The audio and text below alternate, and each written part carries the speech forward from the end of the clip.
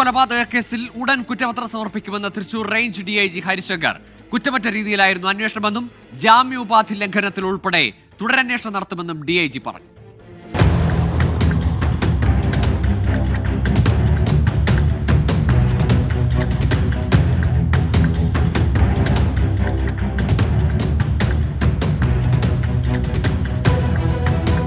നാടിനെ നടുക്കിയ ഇരട്ടക്കൊലപാതക കേസിലെ പ്രതി ചെന്താമരയുമായുള്ള തെളിവെടുപ്പും മറ്റു നടപടികളും പൂർത്തിയാക്കിയതിന് പിന്നാലെയാണ് പോലീസ് കുറ്റപത്രം സമർപ്പിക്കാൻ ഒരുങ്ങുന്നത്. മാർച്ച് 15-നുള്ളിൽ കുറ്റപത്രം സമർപ്പിക്കുന്നതിനുള്ള ശ്രമത്തിലാണ് പോലീസ്. ഇന്ന് ജില്ലാ പോലീസ് ആസ്ഥാനത്ത് DIGയുടെ നേതൃത്വത്തിൽ അവലോകന യോഗം ചേർന്നു. സജിത കൊലപാതക കേസിന്റെ വിശദാംശങ്ങൾ ഉൾപ്പെടെ പരിശോധിക്കാനാണ് പോലീസ് ഒരുങ്ങുന്നത്. ചാർജ് ഷീറ്റ് സ്റ്റാറ്റ്യൂട്ടറി പീരീഡിനുള്ളിൽ തന്നെ നമ്മൾ സബ്മിറ്റ് ചെയ്യും. അതിൽ ആദ്യത്തെ കേസിൻ്റെ ട്രയൽ ആരംഭിക്കുന്ന ഒരു സാഹചര്യമുണ്ട്. അപ്പോൾ അതിൽ പഴയ കേസിൻ്റെയും എവിഡൻഷ്യസും കാര്യങ്ങളും എല്ലാം നമ്മൾ വിശദമായിട്ട് പരിശോധിച്ചു.